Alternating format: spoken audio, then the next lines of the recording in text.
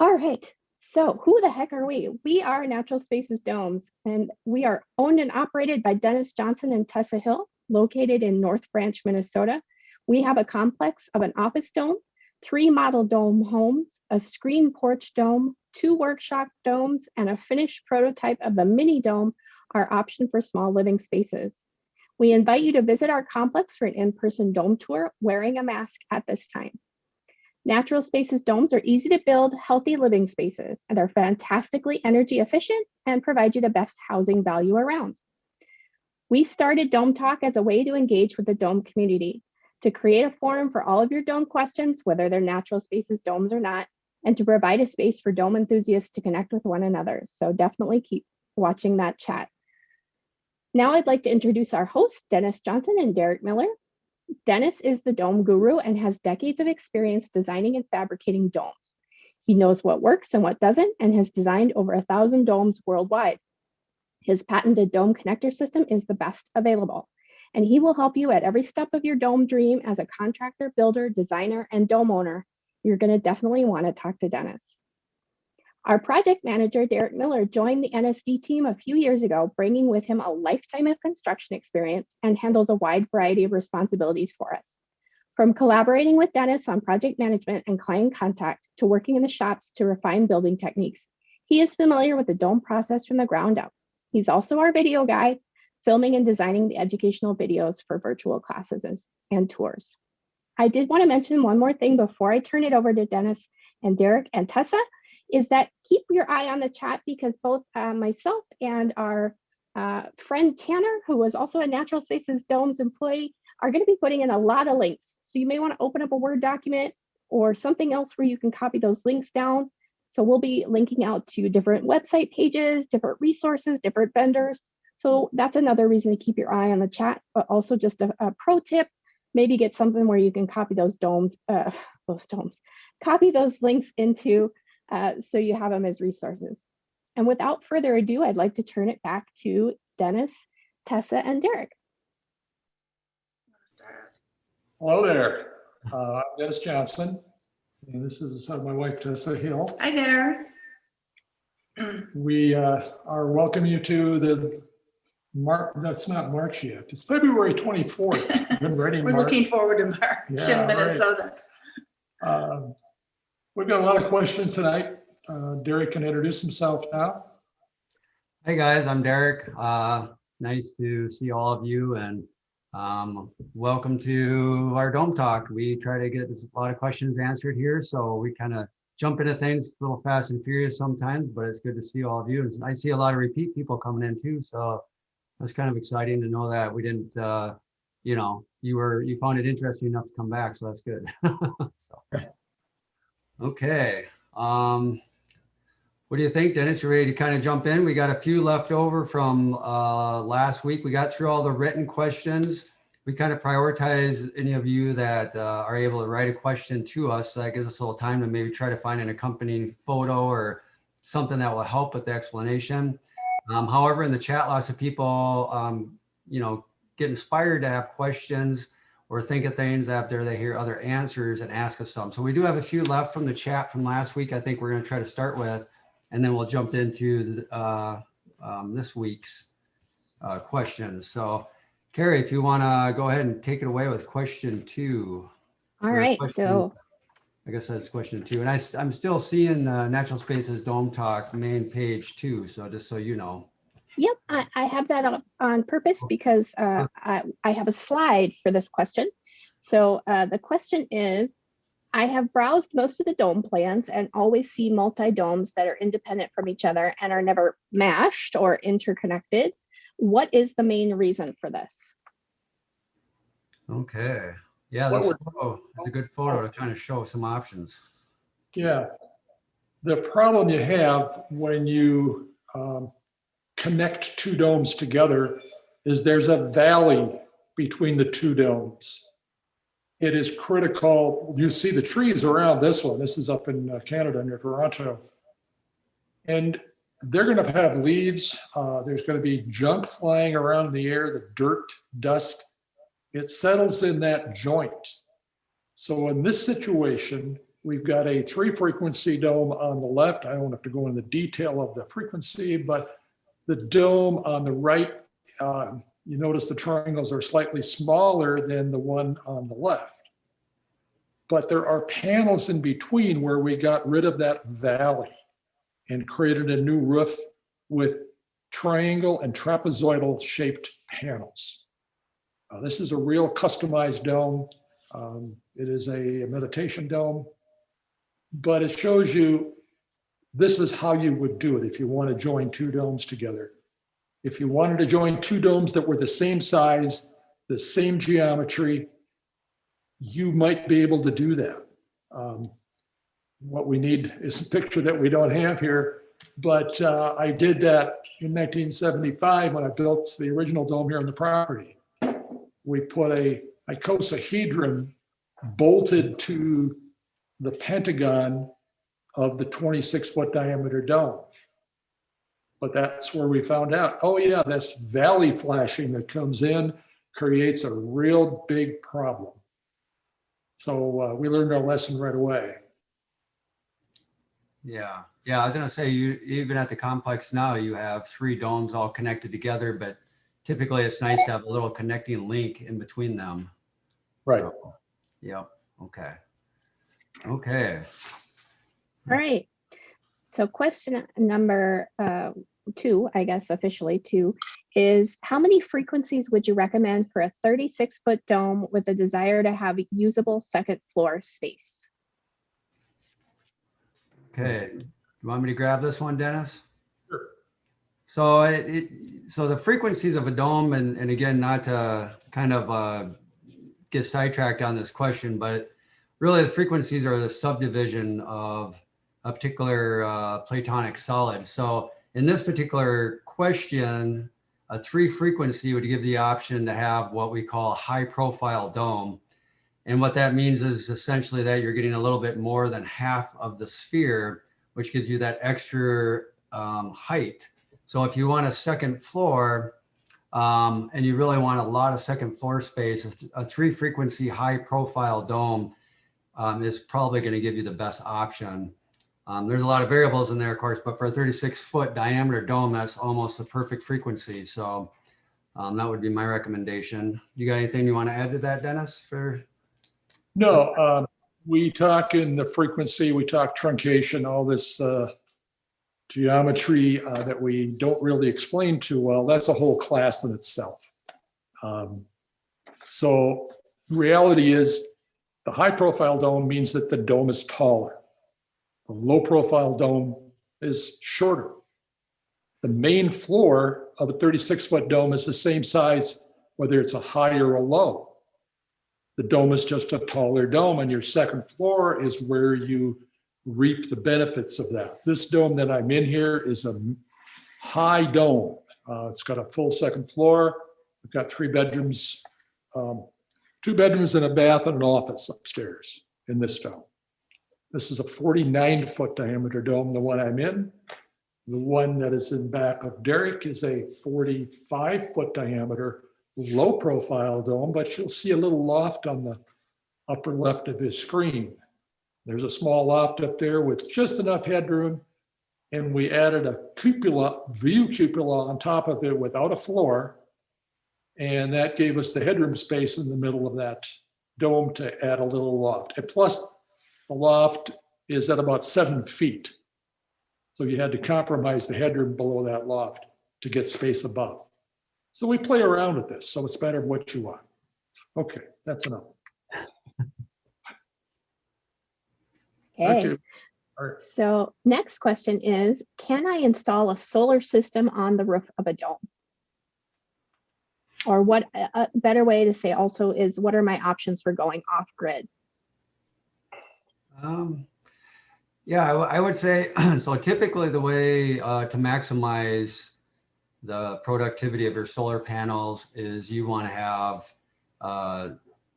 directly southern exposure on them. And then depending on your latitude, will dictate the angle of it. So there's like a prime angle if it's going to be a fixed panel that you want to accomplish. With a dome, since there's so many variations of the angles, As the sun rotates throughout the sky, it'll be hitting prime angles at different times of day, but you won't really maximize it. So there are solar shingles. There are some options for small patches on a dome where you get excellent solar, but it's hard to cover the whole dome. So usually we would say, if you're going to have an attached garage or something, try to orientate that for good solar pickup. If you wanted a roof-based system, or you can have tracking systems that are ground mounted that will follow the sun so that the panels are always in an optimized angle to the sun. I mean, those are, traditional options, but for domes, it can be done, but it seems like there's, if it's the only option, yes, it can be done, but it's definitely not going to give you the maximum benefit with the solar panel, each individual panel. So did you have anything to add that, Dennis? Gloria's. Yeah, I think there might be a photo or two, Carrie, if you. Yeah, what we really are looking at here is that a ground mounted unit, we have many domes out there with solar, some with really elaborate, or I shouldn't say elaborate, large installations of solar. We have domes that are off grid totally. But those are usually mounted on the ground. And the other thing you want is a tracking system, because you want to follow that sun for optimization. So that's what you do, really. That's the easiest way to do. I will mention at this point that we have about a mile away, as the crow flies, we have the Midwest's largest solar farm.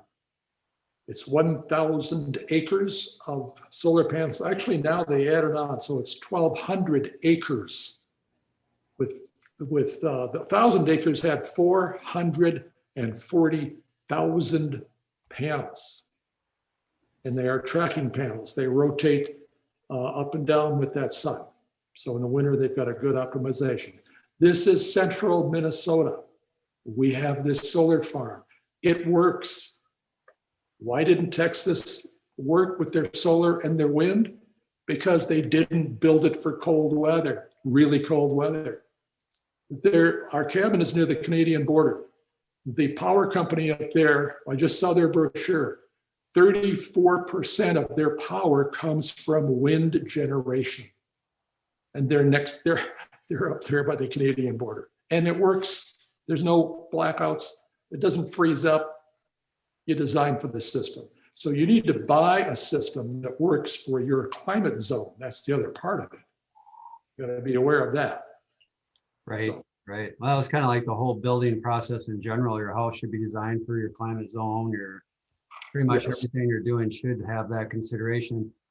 Carrie, I'm gonna, if you don't mind, I'll grab the last two and maybe combine them because I see they're somewhat related. So these are the last two chat questions we had from last week, and we'll get started on this week's questions. But one of them was, is there a significant price difference between a 36 versus a 48-foot diameter dome? And is there a comfortable size you'd recommend for a couple? Is 48-foot necessary? And the other question I'm going to combine with that is, can the dome be built as a 32-foot diameter dome? The quick and easy question, answer the second half question, then I'll let you answer the first half, Dennis, is yes, we can build any size dome you want. If for some reason you needed a 32.4-foot diameter dome, we can do that. On our website, we have kind of what we'd call our standard sizes, or this, our popular common sizes that we sell, that we have templates built up for some of the components and everything. So, a custom dome, we may have a little, like maybe a $500 charge just to build new sets of some of the templates and for the fabrication. But other words, yes, there's no limitations on the diameter unless you're talking, 100 feet or something. Maybe it'll get a little excessive, but yeah, there's no limitations. And then the other question, Dennis, since I rambled a little bit there, was significant price difference of 36 versus 48, and is a 48 necessary for a couple? What you're dealing with our system, we decided in the beginning we need to explain the square footage of the dome. Yes, we talk diameter, but if you forgot your high school math of pi r squared, it starts out at a 26 foot. It's 500 square feet. The 29 is is basically 650 square feet. Then we have an 800 square foot dome. This is the main floor square footage. Then we jump to a 950 square foot dome. That's 36 feet. Then we have 1,250 square feet. That's a 40-foot dome. Then we have actually 42, which is 1,350, and a 44, which is 1,500, and a 46, which is 1,600 square feet. 49-foot diameter is 1,800 square feet. 51-foot diameter is 2,000 square feet. So you're used to reading things more in square footage. That's the model number of our dome. 1,250, 1,500, 1,600, 1,800, 2,000. You can add extensions onto that. You can add a basement, lower level walkout. Your second floor can be in a dome, high profile dome or a mid profile dome. You're going to be having a second floor. Our second floor here is 1,100 square feet. Our main floor is 2,100 square feet with an extension going off for the utility room, the Costco storage room, and the stairway. So we've got 3,200 square feet in a 49-foot diameter dome. The model number here is 1,800. We added on. So whatever size you want, look at your house that you've got. The dome is going to be efficient in a layout. So what size do you need? I don't know. Tessa, what size do we need? We're living in 3,200 square feet. It's really nice. We don't need this much. We don't need this much space. Now, I mean, we do when our 4-year-old grandson comes, like he did last week with his scooter, and zooms around our whole complex here on the main floor. He loves it.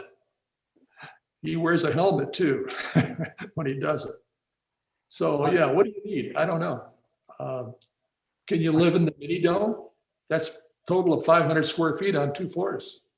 400 square feet on the main floor, 125, 150 square feet on the upper floor. So take your pick. You know, that's really what it amounts to. Cost is also a factor. There's a square foot relationship to the cost. Right, right. And that might be something, and you may have already done it, Carrie, but that might be a good thing to throw in chat, is maybe that cost, or you as well, Tanner. I'm sorry for you're helping out this evening, but that'd be a good link, I guess. All right, perfect. I've also heard a lot of people kind of comment that they felt like the square footage in a dome feels a little larger than a similar square footage in a conventional home. So sometimes I think if you feel 100% comfortable in a 1,500 square foot home, a 1,500 square foot dome home may feel a little bigger. So you may be able to go a little smaller and feel like you have as much room, if that makes sense. So, okay. Right. All right, Carrie. Okay, so this question comes from Randy in North Andover, Massachusetts. And Randy is asking that skylights in a rectilinear house with a vaulted roof are usually an obstacle to proper ventilation. Is this the case in an NSD structure? Do the hubs present a void in the envelope of insulation? There's really no impediment to ventilation. You've got the climate zone map. I don't know what we're flipping, we're staying on the climate zone. Yeah, I think so. What you need is you need ventilation in your dome. If you want to live in a totally closed dome that you don't open any windows because it's either way too cold or it's way too hot, that's fine. You have a conditioned air system on the inside, heating and or cooling. But from the standpoint of impeding ventilation, you need ventilation at the top of the dome. You need ventilation in a house. If you've got a vaulted ceiling in a house, in a regular conventional box house, that's going to have the heat going up to that space. The dome with radiant floor heating, and that's what we have here, we're in zone 6A on this map in Minnesota. Minnesota is right smack in the middle of the country in the north. Where it says 7A Our cabin is directly north of that on the Canadian border virtually. That's a very cold climate. 40 degree below 0 Fahrenheit, easy every year. This year, yeah, we here, and we're on the border of the blue and the purple, we had 36 below. So from the standpoint of ventilation, we have an air-to-air exchanger. That's all part of it. But the windows, the skylights above that open up don't impede anything, they help it. Spring, summer, fall, we've got an upper window that we open all the time. It's electrically controlled from down below. So I'd have to say, you need to have ventilation, cross ventilation, and the dome does it. Boy, it really, sometimes in the summer with the upper window open and the evening it cools down and it's too cold. You're putting the blanket on. So we do run air conditioning. We have mini split systems. We'll talk about that as we go into other things. I'll just jump in and add something real quick, Dennis, that also a difference of, because I think of this question that he was thinking in a conventional home where you're going to have your roof rafters running parallel from the eave all the way up to the peak. That's the channel that the air would flow through for ventilation, and you put a skylight in the middle of that. And essentially what you're doing is now you're blocking that channel off so it cannot ventilate properly. But in a dome, if you put, like if you look at the grouping of triangles in my background, you can see where the air would come up from the bottom and work around the triangles and just continue past it, because it doesn't really have a straight channel from the bottom of the dome all the way to the top of the dome. So the air can kind of flow around the triangles instead of being blocked up by those, if that also helps answer part of that. So, Qualified that by saying what we're talking about, what Derek's talking about is the ventilated airspace in the dome shell between the outside panel and the inside paneling. That's what we're really talking about in this situation. I was talking about the inside air that you breathe, not the air in between. And when you don't ventilate in that panel, which is very possible anywhere, you have what's called a hot roof. And there are different ways to take care of that. So that gets into really a technical thing. Derek and I just took a 16-hour, 2-week class to update ourselves. And there's new technology out there. There are new mechanical systems from Lennox, Trane, all the manufacturers have come up with these very complex automated systems. They're going to read the outside temperature. They're going to read your inside air humidity. They're going to turn themselves on and off. They'll actually learn your pattern of when you turn the heat up or down. When you come in the house, they learn those patterns. Although we've all been in the house now for what, a year? Almost, yeah, it's going to be a year. It's going to be a year. We have an air-to-air exchanger. That gives us the fresh air coming in. We have a ventilated airspace in the wall that eliminates any condensation, any air vapor leakage that we have going into that shell cavity. It takes it, there's air intake on the bottom. It goes on the cold side of the insulation, goes all the way to the top and exhausts it. So it gets rid of it. Ice dams are created or condensation on the inside of your roof is caused because you don't have a proper vapor barrier where you need it. And there are different ways, different locations that don't need it.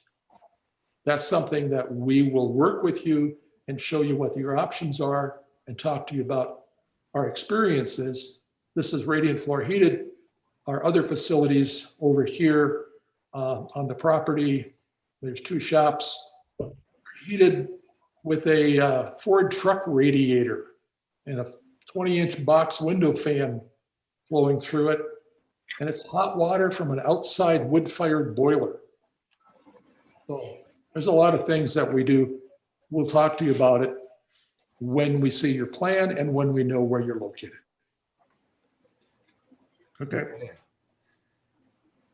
All right. All Carrie. right, gentlemen, are you ready for this question? You might have to buckle your seatbelts. We've got a lot going on. So we're Yep. going to combine 3 questions, but it's all asking essentially very similar things about building sites and the complications and what you need to look for. So these 3 questions come from several of our folks here tonight. And the first piece is, are there any space requirements for building near a shoreline? Specifically, aside from local codes, are there any recommendations on how far away from the embankment to plan a home? Are there any restrictions that include basements? And then we have 2 other questions that are very similar that talk about, can we build on a sloped terrain or on the side of a hill? And what are the requirements for land or the challenges that you run into with land sites? So just building in unique or challenging terrains, what are some challenges? What are your recommendations? So we've got a river, creek, really, that flows around all of our project here. But we also have built on sides of a mountain. I've got some photos here, and there is an architect in Los Angeles, actually in Malibu, that I met. He's designed 3 of our domes. This one is not one of them. That's okay. Let's work with this slide you have up here. This dome is in Sedona. This is one of our designs. This is our dome. They blasted out about a 20 to 25 foot flat area out of the side of a rock mountain. That was I think, $30,000 project.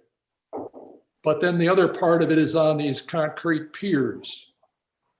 So you can create your own site. A similar thing was done in Kentucky, in a park, in a mountain area. So terrain presents its own set of problems. Part of it is, how do you get equipment to that site? Well, there was one little driveway coming in, and that's it. Go to the next slide, Carrie, the next photo in the sequence that we have.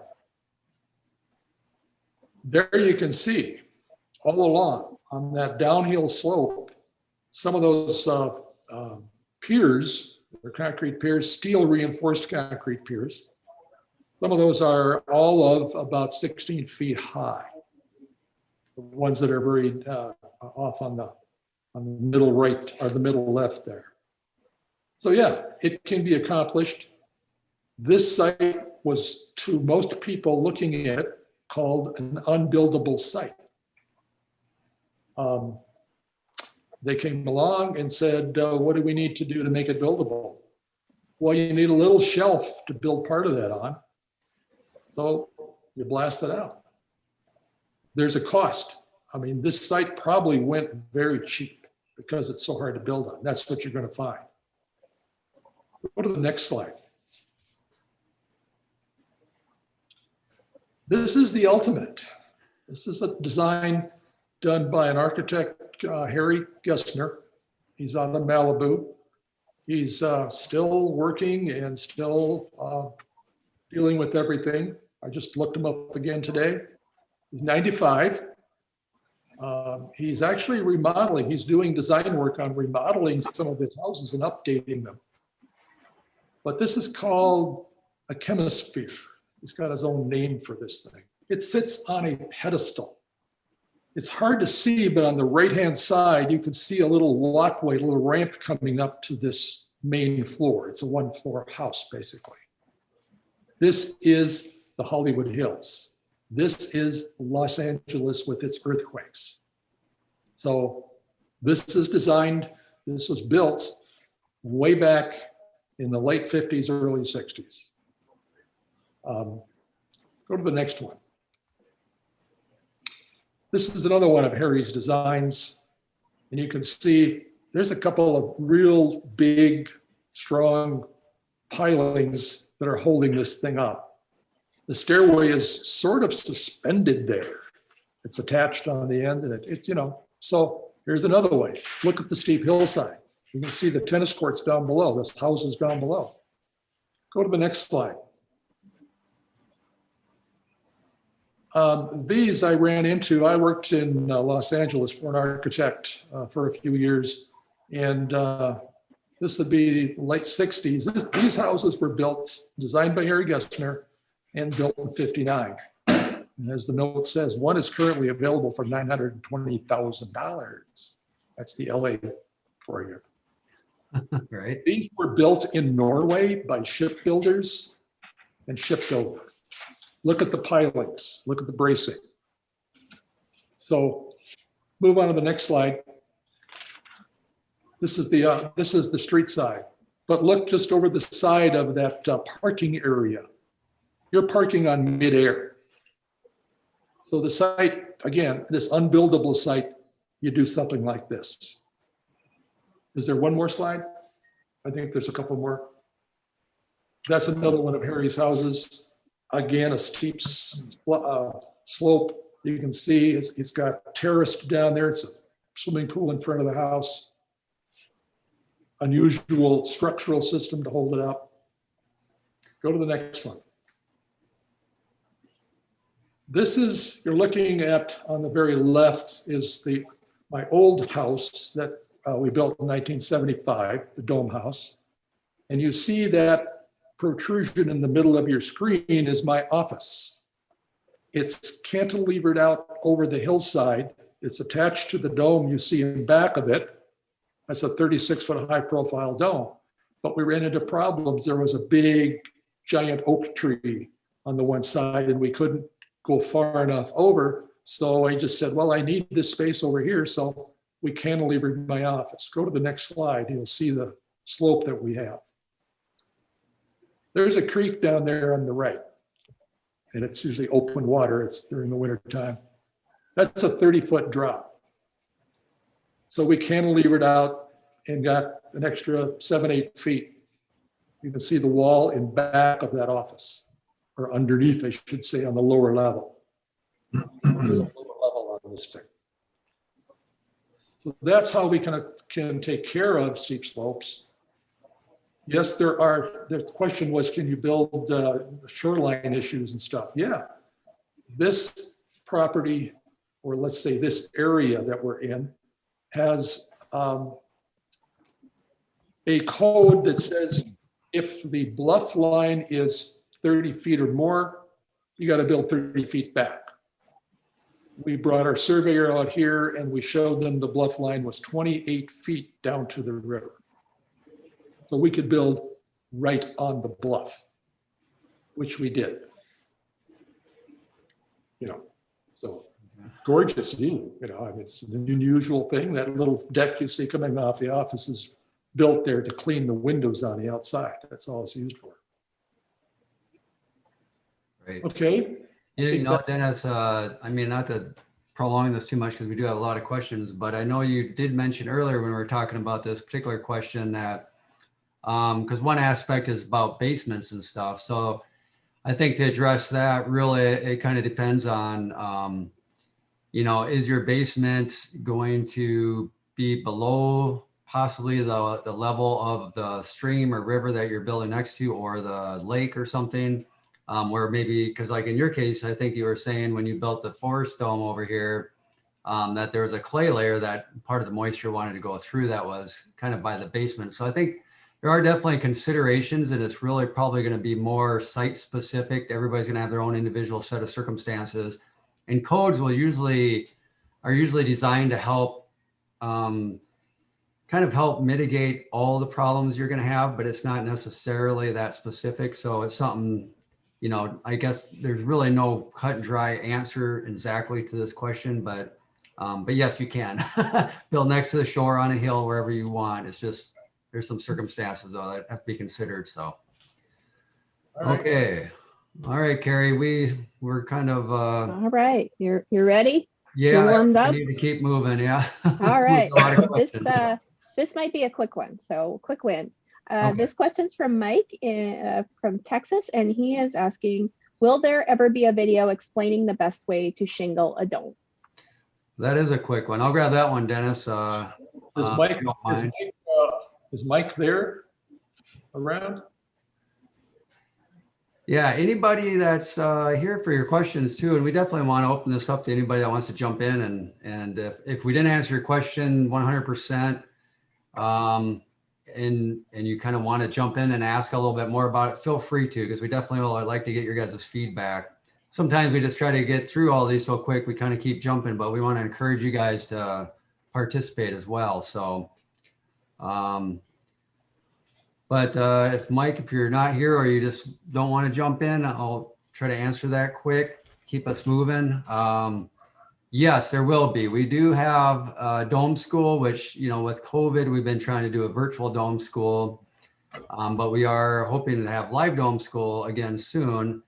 And we do have a chapter also, and I think Carrie will probably throw up a link, or Tanner will throw up a link for you guys. A chapter to our construction manual that just specifically is for shingling, so that if you're hiring a contractor to shingle your dome and you want to make sure they do everything correctly, you could download this chapter 16, we call it, and that essentially will allow them to know what they need to do, or any details that are unique for them, they'll be able to make sure they do it correctly. So, okay. All right, Carrie. Hey, you guys gotta take more time so I can answer chat questions and stuff. All right, so the next question that refers to one of our plans on the website, Plan 40L6. And the question is, this plan looks intriguing, but from the elevation and floor plans, linked drawings, I'm having a hard time getting a real feel for how the space looks in real life. It's hard to determine the spaces have an open versus a closed feel. Does a virtual tour of this floor exist, or something other than the drawings? In this case, it really doesn't. Most of the plans that are online, we don't have a virtual tour. These plans are done over the last 50 years. Wow. What we have, though, is we have another dome that's like that. We have a 40-foot low-profile dome that we've got video on, that we've got photos of, and that's going to help you visualize what that plan could look like or feel like from the standpoint of the shape of the dome. I don't know if we got a slide here of Joyce's dome, or it's now Sarah's dome. That's a 40 low profile dome, and people look at the plan, or I mean, yeah, look at the plan, and then they look at the inside space of it. So this is a 40 low profile dome. It's got a full second floor, master bedroom is upstairs, bathroom, closet upstairs, stairway going up. So you can see how open it is. The kitchen is straight ahead of you on the back wall. It goes around the corner. There's a main floor bedroom on this. You're looking into the door on the right is a bathroom on the main floor. 1,250 square feet in the dome, and they've got a couple little extensions, so there's probably closer to 1,400 square feet on the main floor. There is a lower level underneath it. It's a walkout. There's a 3-stall garage in the back. There's that little shed dormer on the top, and that's up in the loft space in the master bedroom. And we do have a video of this dome where we're kind of walking through it a little bit, try to give you a better feel for the spacing. Again, like Dennis said, this isn't the exact dome you're referring to, but this would be the same general size and layout, or, you know, the same frequency of the dome. And I believe those are going to get uploaded between, some of them are uploaded now, I believe, but by the end of this week, I think any that we don't have uploaded will be. So kind of check back for our virtual dome tour is what it'll be underneath. And there should be some good footage for you that might help out a little bit too. Sometimes the video works a little better than the stills because you can kind of walk through and get more of a feeling of space. Basically, I'll end it by saying, send us an email. You're looking at a certain plan, you want to get the feel of it. We'll probably revert you to either a video tour of a dome, similar size, same size, or we can show you a series of photos taken in that dome. And we have a lot of photos that are not on our website. And we can pull something up out of our files. I know before there were over 10,000 photos in our library. I know that. Dennis, Paying- do you happen to know how many bedrooms are in Joyce's dome that we're looking at here? They built it for one bedroom on the main floor, the master bedroom on the loft, but then they had the lower level walkout and there's 2 bedrooms down there. They could have had 3 easy, but they just put in 2 downstairs. Okay. Awesome. Thank you. Okay. I am trying to get organized here. All right. So next question. Are these domes only kits, or do we have a list of contractors that we work with in our specific areas? And I'll follow that up also with a chat question of, do we build the domes? So kits, list of contractors, or do we build the domes? Go ahead, Derek. Okay, sometimes, and again, COVID's kind of a change in the situation, but sometimes we will be available to help with the dome raising, where we can come out to a site for a couple of days and help kind of do, get the skeleton of the dome up, to the framework of the dome, so that anybody who hasn't had experience from a dome perspective, I mean, they're very easy to put up, but if you wanted that expert on site, often we do offer that service. We do not build it start to finish. We do have, and I don't know if you have quick access to it, Carrie, but we do have a map of dome homes that we have built or we are familiar with. And so sometimes we can try to find somebody close to you or in your area that maybe has built their dome, and we can try to refer you to them and see if they had a contractor that has already had some dome experience in building their dome. So we try to help people find contractors if we can. And we're trying to kind of build a little bit of a list from referrals, but we do not directly work with the contractors. With the exception of Dan Newcomb in this area, we do have one we do work with if you're in Minnesota, Wisconsin area. But typically we don't really get too involved with contractors, and other than a couple of days for dome raising, just to kind of help get things started. We don't really do too much construction beyond that. I mean, does that sound fair to say, Dennis? Well, what we've been discussing is the fact that we have a large increase in our customer base occurred over the end of last year and right now. And we are looking at and have done and will be doing virtual dome raisings with you.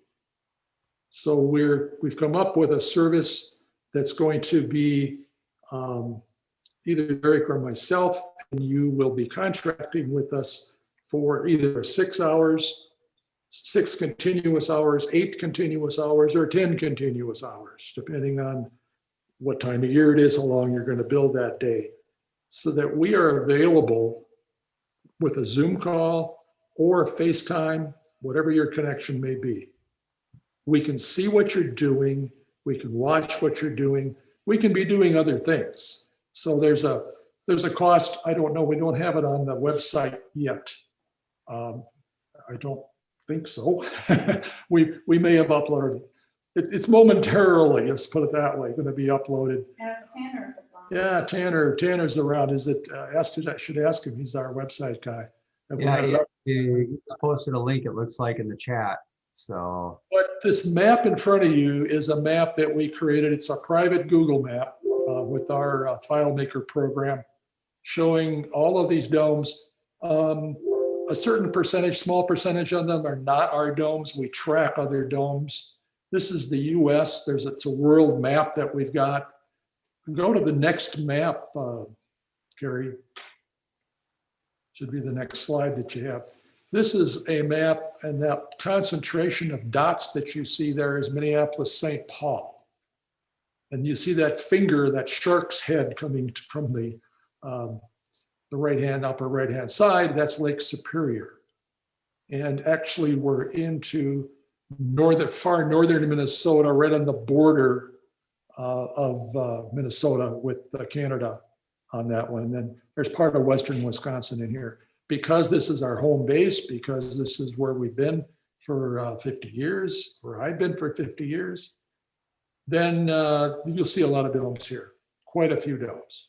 And this isn't all of the domes. We're missing, I think we figured out missing about 450 to 500 domes from the list that we have. We have a paper list. There's just problems with the address getting onto a Google map. So we're correcting them as we go. So the question, do we go out and build domes? No, we don't build the whole thing. We're going to provide you a complete set of construction drawings. That's where we're going to take that. And this year it may be only places around here that we go to. We've got COVID issues. So we're not going to send our people, myself or Derek or somebody, Dick, out to a site and not have that properly secured from the COVID standpoint. So yeah, it's a little hard this year. When will that happen? Could be the fall, might be next the spring. Excuse me, Dennis. Yes. Can you? Yes, but how difficult? First of all, thank you for taking my questions. But how difficult is it for a, I would say, a competent contractor to actually follow the instructions and actually build the dome? It's very easy. And I will say it this way. When you're talking to a contractor, if he tries to say, why are you building a dome? You should be building a box house. It's much easier. Don't hire him. Go for the one that says, oh, this is interesting. You know, I'd like to be involved with this. And we see it. We see it all the time. They take our virtual dome school, or they come to our live dome school.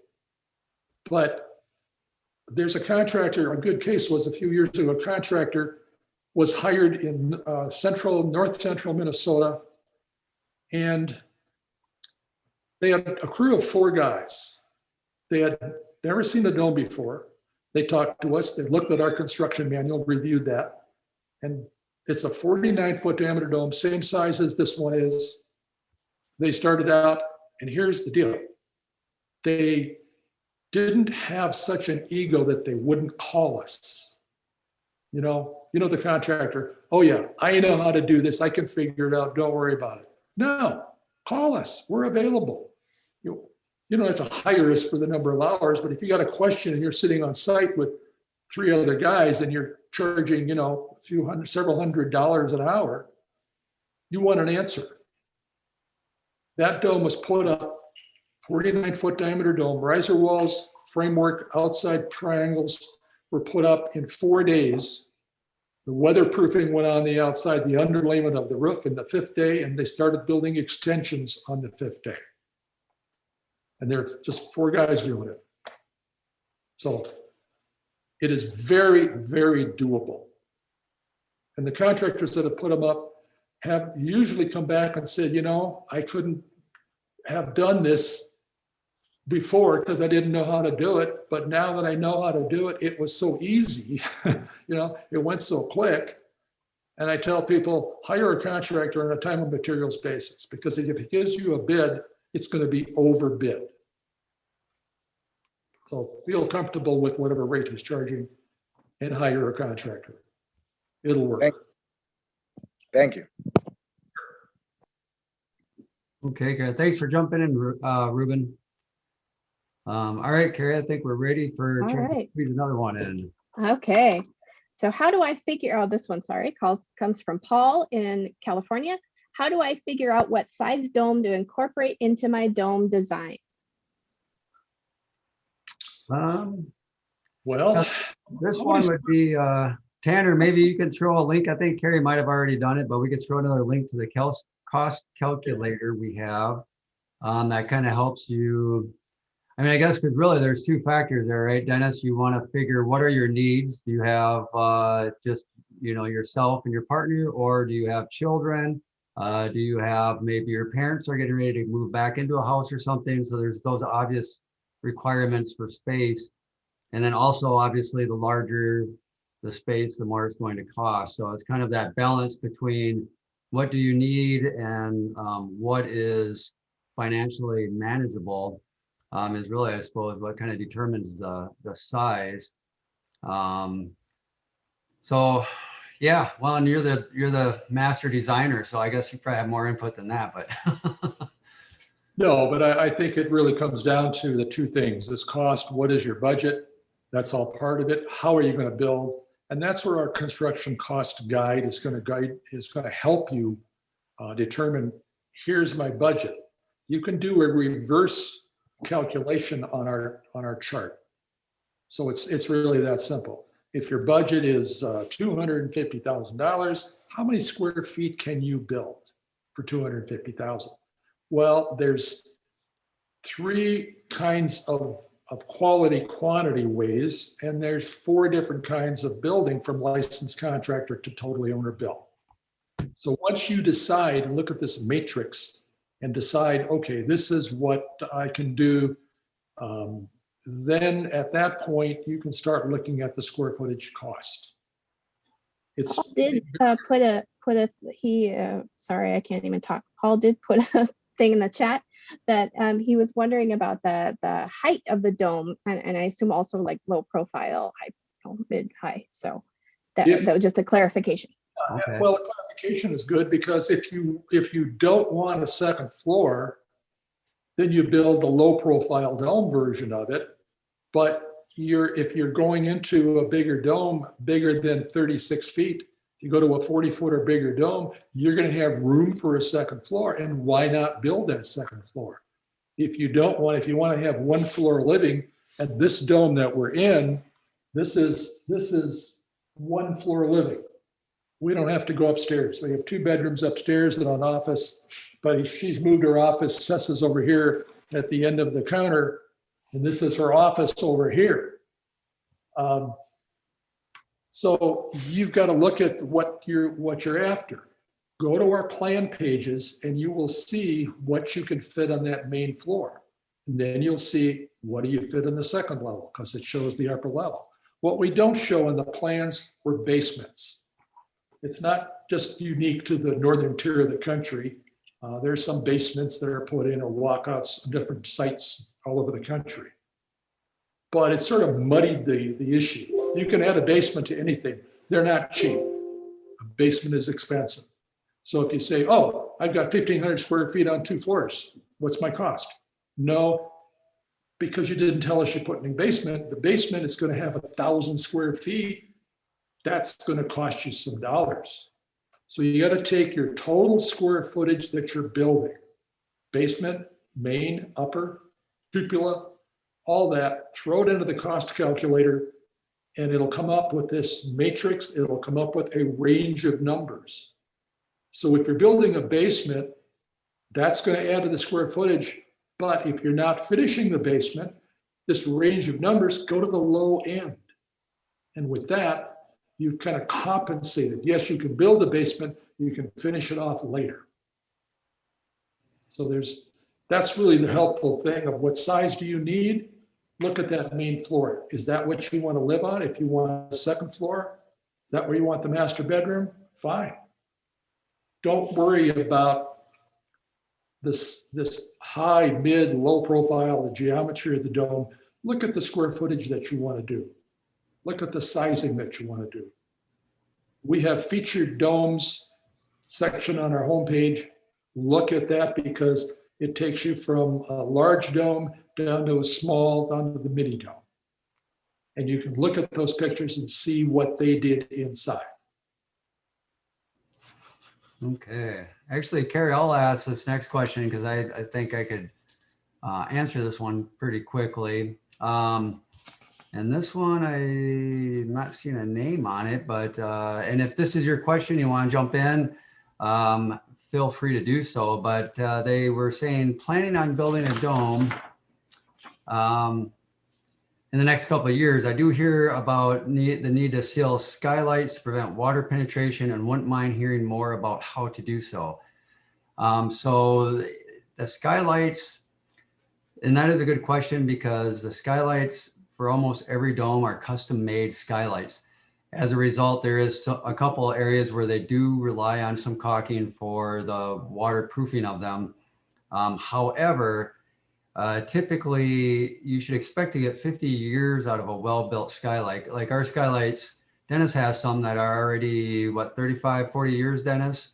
And they Yep. do good, but it's something where every few years you just want to hop up there or get a roofing person just to kind of check on any spots that may have silicone or some form of caulking to make sure that they are in good shape. Sometimes you don't have to touch them for decades and they're always in good shape. And sometimes, the sun's beating on them or they may develop a small crack. And if you're able to catch it, then you catch it and it lasts for another long period of time. But you don't want to, have a small crack form in, 5, 10, 15 years and you don't catch it. And then it can lead to skylight damage. So yeah, Dennis, I think you got the nice little sample here to show the Yeah. construction aspect of it. So. This is a cutaway section of our skylight. And what we do is there's an underlayment on this roof below the skylight. This is ice and water shield. If this is the top of the dome, the top of the skylight, then there's another piece of ice and water shield that comes down over this flashing. So now you can't have any water that gets up behind you. This is permanently on here. This is this Grace ice and water shield. You can't peel it off. This goes up to the roof. There's a counter flashing coming down from your underlayment, and your shingles come down and come back about 1.5 inches from the lip on the window, from the top edge. If this is a point up window, it's the same detail. This is a point up window. That's what we're dealing with. So the flashing details that we have are going to take care of this. There's a tape sealant in here. There's a tape sealant in here. It goes to the glass, to this top cap, and from the flashing to this top cap, the tape sealant in here may have to be replaced.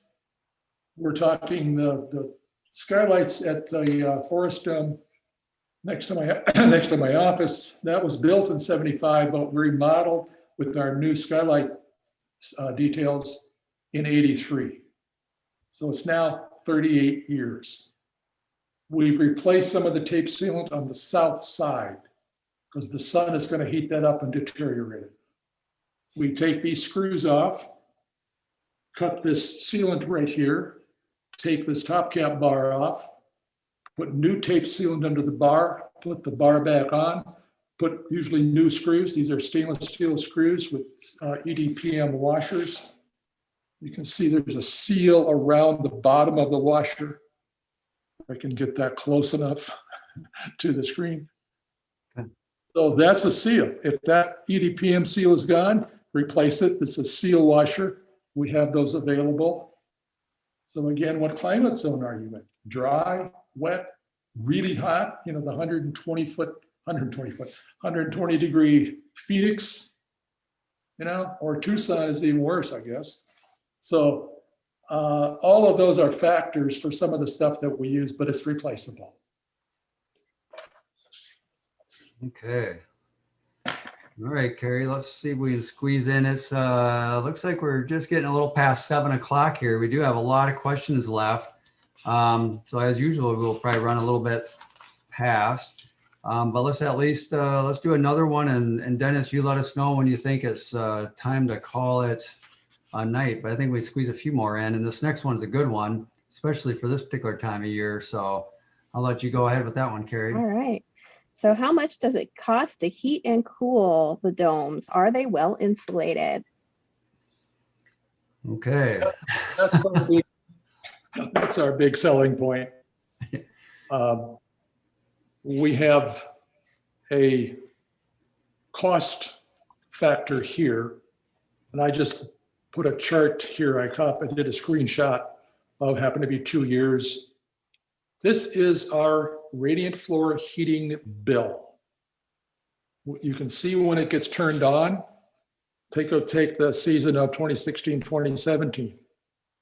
So it's actually, there's a zero bill until November. So we didn't turn this on until November. And of course, it goes down into May and we still, that's Minnesota, May, June area, there's still a $24 bill down there. But the height of winter, that December and January, we spent $127. $72 in December, January, and then January, February, we spent $127. That's it. That's our heating bill. It's set at 71 degrees. The thermostat's over on the wall. We don't change it. We go to the cities for the weekend. We don't turn it down because this floor that you're looking at, this is a concrete slab, and that's the radiant floor heated. It's a mass. It's insulated below it. So if we turn it down, it cools down. Then it's got to get heated up again. So the reality of that is that don't change the temperature on it. You find what you're comfortable with, whatever your thermostat is set at, might be 70, 68, 72, whatever it is, wherever you put that, and don't change it. We go to the cabin, we don't change it. It really feels good when you walk in here because it's an even temperature, your body gets used to it. And we can notice 1 degree or 1.5 degrees or 2 degree difference in temperature. We walk in and it's, gee, it's cold. We look at the thermometer, it still says 71. You feel better. You don't feel like it went down and you don't feel cold anymore. So We do at the cabin on radiant our heating when we're gone for a long time. we turn the cabin down. Tessa was saying, yeah, we do turn the radiant floor down at the cabin. That's sitting up at the Canadian border. I can look on my phone. It's operated with a Honeywell remote control thermostat. So it's set right now for 62 degrees. Sometimes I've set it for 55, but I think 62 is an easier one. How fast does it warm up? Very fast, 1 degree per hour. So when we are going to go to the cabin, the day before we turn it up, it's very comfortable. The What about cooling the domes? Oh, sorry, Dennis, I didn't mean to stop you. cost that you saw there was for the entire winter. This is Minnesota. This is north central Minnesota. So this is less than half the cost that it normally is. I've heard the figures for a standard size house. And what is a standard size house? It's usually in the 2,000 to 2,400 square feet that they use. We've got 3,200 square feet. So our heating bill in those years were $444. Normal billing is $1,200 for a good house. Newly insulated, newly built houses, that's going to be, we're still going to be able to be a lower cost than they are because we have 30% less surface area in the dome. That's 30% less heat loss. From the standpoint of cooling, we have, see if I can tip my computer up. We have a mini split system. Yeah, I'm going to upset my ring here. So there you see on the left of your screen, there's a mini split system up on the wall. It's that white unit. Actually, it's the only white thing in our house. We don't have white anywhere. That's an 18,000 BTU air conditioner and heat pump. So occasionally in October, if we walk in and we go, gee, it feels a little cool in here. We don't want to turn the radiant floor on yet because it's really not that cool. We do have a fireplace. It does heat. It could heat the whole house, but we're not using that for heat. We're using that as a social fireplace, basically what we have. But it does heat, so we can modulate the heat in the early part. But the mini split system for cooling, yeah, this is Minnesota. Come July and August, we want air conditioning. We want to cool it down. We want to dehumidify it. So that dehumidification is more, probably that's all you need is dehumidification. So it's got a setting, dehumidify, no air conditioning, no cooling the air, but it dehumidifies it. What does it do? It sucks the moisture out of the air There's a drain tube that goes outside through the wall, just drains outside, the little bit of moisture that it takes out of the air. In the wintertime, it's not doing that, so that it doesn't freeze up or anything. So Yeah. our heating bill I'll close this by saying the heating bill for the last 10 years has averaged $525, $530 for 3,200 square feet in Minnesota. That's the winter heating bill. You know, it's people. I want people to believe us. That's why I shoved the gas thing. How many therms did we use? Exactly what it costs, the rate per gas therm, all of that's on there. And you can go to Bear Creek Dome, and this goes to monthly heating cost or yearly heating costs, and you'll see that that's what it is. Well, Dennis, I know we're getting down there on time, and I feel you kind of wanted to address the one question where you might break from the iMac, so you can kind of show us around the dome. Is that one you want to try to squeeze in here towards the end, or what's your thoughts on that? Or do you want to save that for the next one? We tried the iMac here, and our connection didn't work well, so now Tessa's got the phone, but is it set up? And we're going to have a few left over, so if you want to save it for the next one, we can do that as well. Save it for next time. We're going to perfect this. We were trying to do two things. We also have no internet, okay?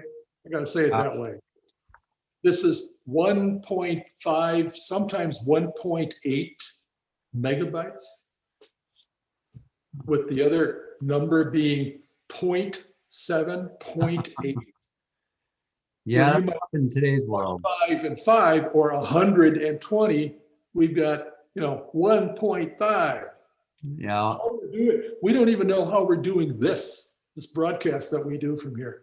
We turn the Wi-Fi off on our phones and the Bluetooth off and everything, and we try to suck the most power we can get out of here. So let's save that for next time. Okay, Carrie, that's number 14, just so you know. We'll save that for the next one. You want me to grab that next one? Well, actually, there's the next two. I'll grab it for you, Carrie. So a question from Kenneth was, how available is takeout financing after building with a construction loan? And then we had another question that was kind of on financing, Dennis, where you were talking about energy efficient mortgage might be an option. So I'll let you kind of jump into those. So again, takeout financing, and then one where energy efficient mortgage might be a good solution. And that second one's for Gene in Spokane, and the first one is Kenneth and Hayden, so Indiana. Excuse me. We've got, I think, Carrie, I sent you a chart. I'm going to turn this around to the kitchen area so you can see what we've got. Just I wanted to make sure we cleaned this all up because we were going to do a video walk around. So we're taking advantage of the fact that we cleaned the kitchen all up, right? So there is a something I sent you, Carrie, regarding the mortgages. We did a survey about, oh boy, it's at least 10 years ago, maybe 10 years ago, that, and we're going to do one again. It's a lot of work, but we mail out in this case, email out a questionnaire. Who was your mortgage lender? Who was your insurance? This is one page of that. And it happens to be, you can see all these domes in Minnesota here. Wells Fargo. Here's a lender, the major lender, around. And in Minnesota, there's like 25 Wells Fargo loans, including our own. There are many other lenders. There's Chase, there's a variety of lenders out there. What you're dealing with to try to break this down, you need a construction loan to usually get things started unless you have cash. And then you need a mortgage. The mortgage pays off the construction loan. You need to go out and get a loan a mortgage loan, find a mortgage loan at a bank. Walking into a Wells Fargo office and talking to the first person you see at the mortgage desk or the person that's supposed to be able to tell you about mortgages, I doubt that they're going to say, oh yeah, we loan on domes all the time. It's just the opposite.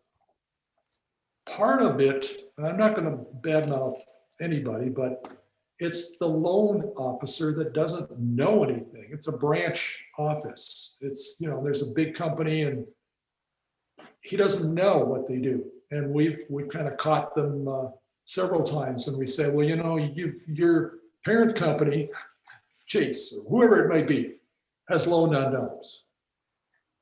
They say, well, FHA doesn't insure them, doesn't loan on them if you get an FHA loan. Yes, they do. We can send you the clause that shows FHA, an FHA insured mortgage can be on a dome. And they also have a clause in there that says you don't need to find a similar dome and get an appraisal on that.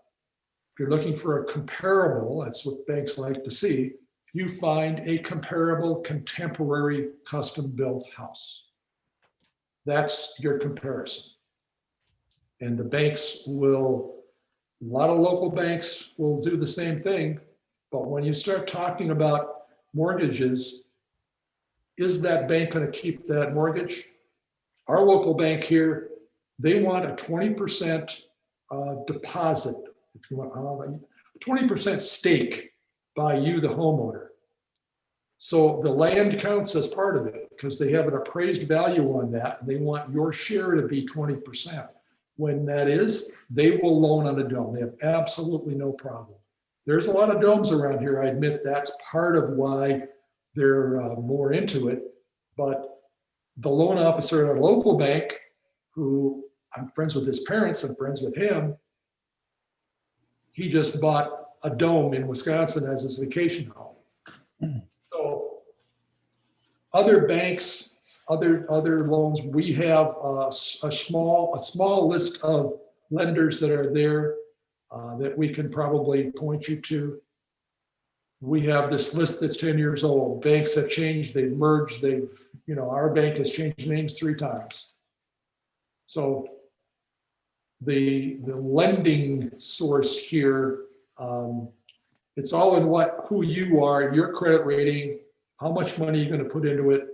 If you walk in and you say, I'm going to build this, I have cash, I'm sold my house, I'm going to build it, I'm going to put at least 50% of the value into this with the property and building the house to that certain stage.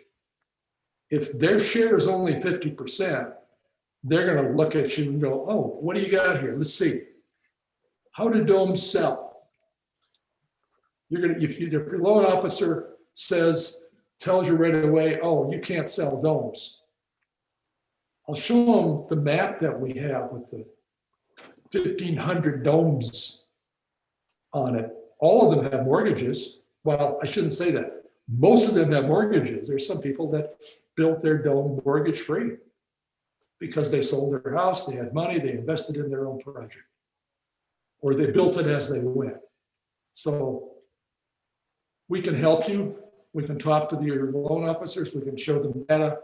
Around here with all of the domes that we have, we track sales. We have a domes for sale site on our website. You can go to that. It's hard to see, but up on the top part of that, it says domes sold. And that when a dome sells, we put it on that list. So yes, there's a lot of domes for sale all across the country. The 1,500 domes that we have, it's a small part of what we totally have around this country for domes. We're continually discovering new domes. But from the standpoint of a comparable, like I said, you don't have to have that dome within 50 miles. You're allowed to go out of the area that you immediately supposedly have to be at, because that's just an FHA standard. So. Okay. Oh, you also, Derek mentioned the energy efficient mortgages. Oh, yeah. something that FHA has, and certain banks have that. The large banks have that. This is the most efficient structure you can build today. Yes, you've got some what I call net zero houses being built. That's the wave of the future. We could do this as a net zero house right now by adding a little wind generator and solar panels. That would get us to this net zero. There's a recent dome that was built in Vermont. There's a rating system called the HERS score. We, 15 years ago, had a HERS score here is 55. The standard house, the new house that meets the minimum code, which is the worst house you could build, is 100. And we were at 55, 15 years ago. And there's some things that we can do that could have dropped that. But the Vermont house is down at what, 40 or 44, somewhere in that range. And if they had solar and wind, they'd be at 0. In other words, they're going to produce enough energy to offset their energy cost. And that's this new phrase that's out there. That's this new building system. The big builders have embraced it. That's where it's going. Net zero ready energy. Net zero energy ready houses. They may not have solar and wind yet, but they will get to that 0% if you were to install solar or wind. They're less likely to install wind, but you can do solar panels and get that down to, you're going to sell power back to the power company. You'll make money. Okay. I think I got a couple of quick ones we can try to squeeze in here. So two of them are kind of similar. Cynthia I'm sorry, let me see here. I try to get myself prepped real quick. So one, Holly was saying she's interested in learning what is involved in building a dome. Tanner, if you could throw a link to our dome school page, that was good. That's probably the best way to do it is to go to our virtual dome school, either get that or come to a live dome school, because we essentially go over the entire process for you. Or just continue to jump in the dome talks. We'll talk about stuff. We're also going to try to put small videos up on our website showing certain aspects of building a dome that will also help kind of with the visualization of that. But in other words, you're doing it. So that's how you kind of get started. Let's see. There's also Ian asked about window and shingle replacement in a 30-year-old dome kit house. And Tanner, I think we already probably have a link up, but if you could add a link to our chapter 16 roofing, that's really kind of, that's going to explain how to roof it properly. As far as window replacement, that would, we offer skylights of any size. They're all custom built, any shape. So if you have an older dome or a unique dome where you need a specific skylight replaced that's felled after 30 years, that's something we can help you with as well. And that's Ian from Massachusetts. So sorry if I'm kind of going through here quick, guys. Feel free to jump in. If you're still here waiting for your question, I just thought we're kind of running in overtime, so I try to get a few of these answered for you guys. Hey, Derek. Yeah. Oh, we got some. Yeah, so we do have recommendations for certain brands of shingles as well that seem to perform better than others on a dome. One aspect of a dome is we overlap the corners, so flexibility in a shingle is a really nice feature to have. And we work with a roofer in our area, and all he does is dome homes. He builds them from the ground up as well. He's the only contractor we really work with on a regular basis, and this was kind of his recommended shingle of choice. And since all he does is, dome roofs, it's a good referral when it comes from him. His name is Dan Newcomb, Newcomb Exteriors. But this is the shingle we recommend. This is a Malarkey shingle. And Dennis is kind of folding this around to just show the flexibility of it. The newer shingles now are kind of, they're not 100% asphalt like they used to be. They're more of a kind of a mixture of synthetic materials along with asphalt that give them more pliability. And this has a 50-year warranty on it.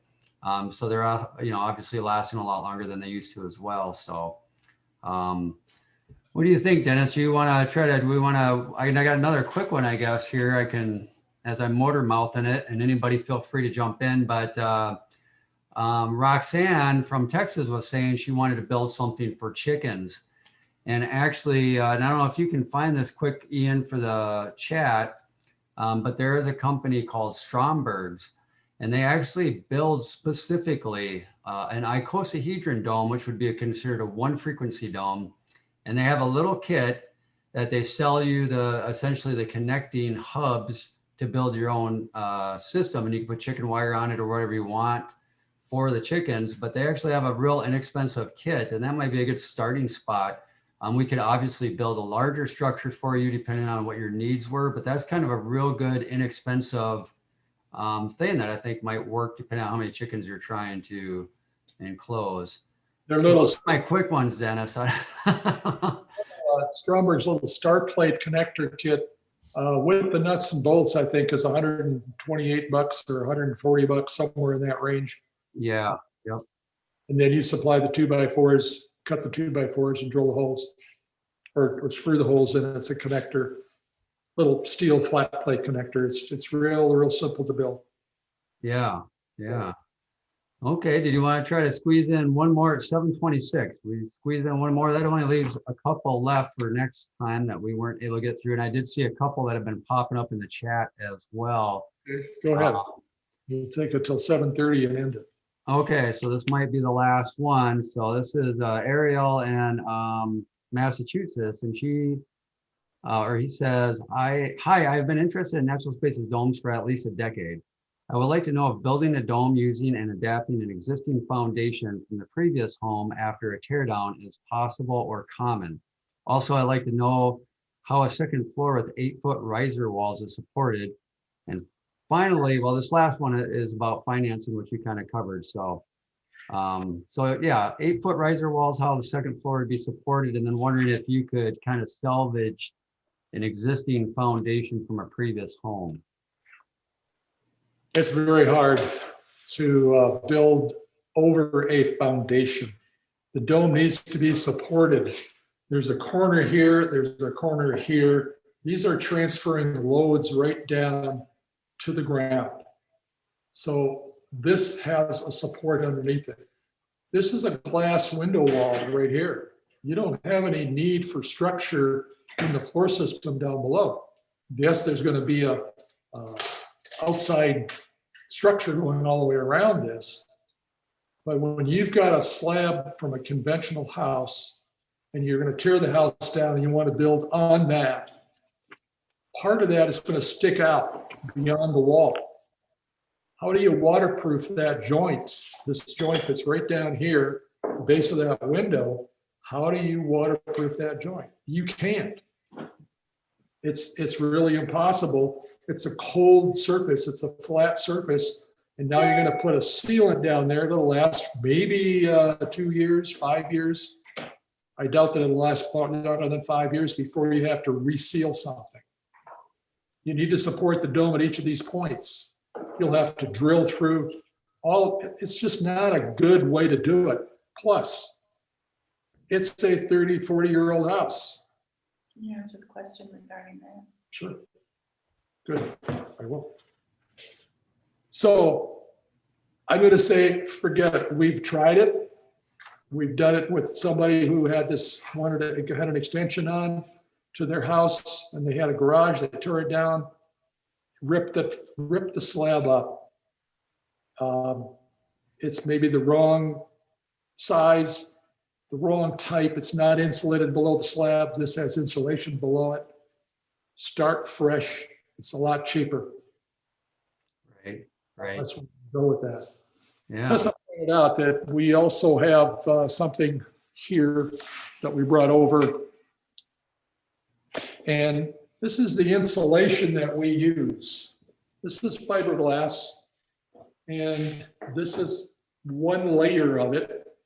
This is 8-inch thick insulation.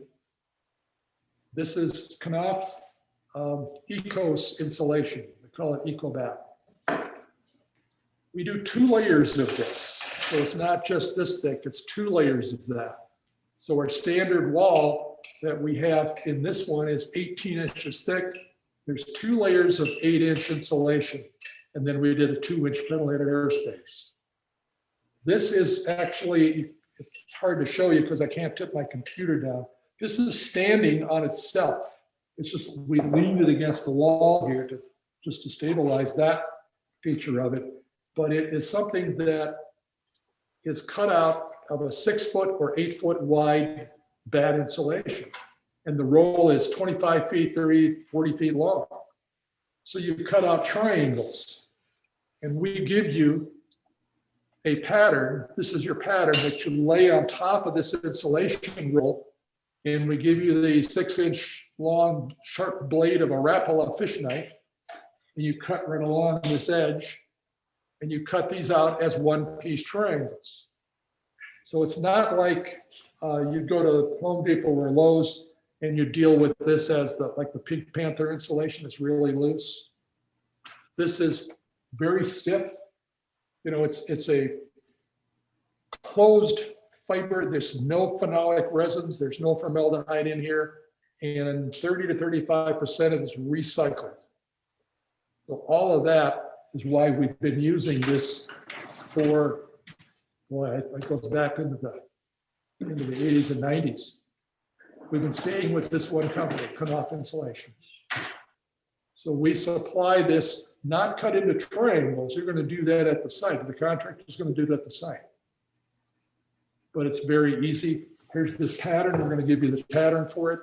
This particular dome, there's 6 different sizes of triangles here.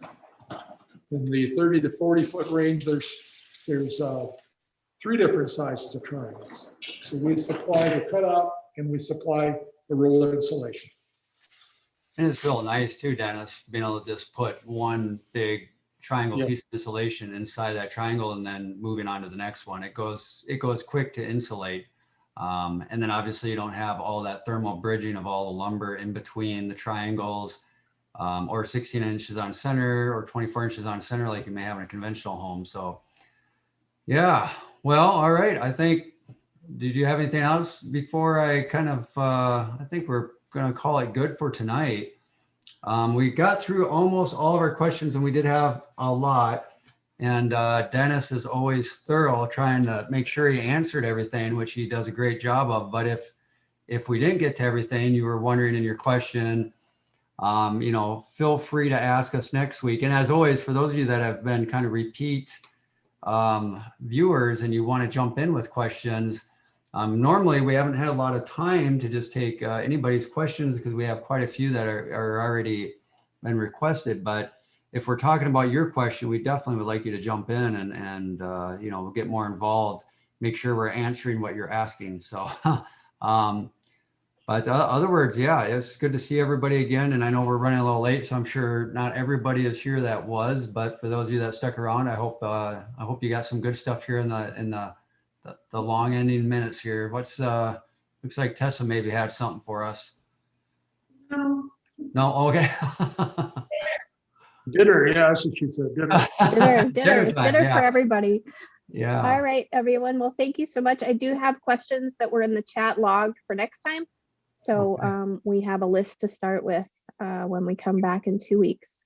And we should mention that we have some new things that we do with consultations. And that's on our website. You can click on it and look at it. So if you have an involved question and you need an answer for it, there's been a couple of them really involved questions or a really specialized question. That's where you need to talk to us individually. You can buy our time, but we also do free chat consultation for a half an hour. For the first half hour, it's free. But if you want to really go long, I was talking with a customer who wants to build, and you know, it's just a matter of you're buying our time. We're trying to give our time away here to answer these questions, and it's helped. There's a lot of people that have really appreciated this, and we appreciate you asking all these questions because we're not always sure what you really want to know. And it's interesting what you come up with. So thank you very much. All right. Thank you, everybody. Thank you, everyone. Have a wonderful evening. Have a good All night. right. Thank you. Thanks.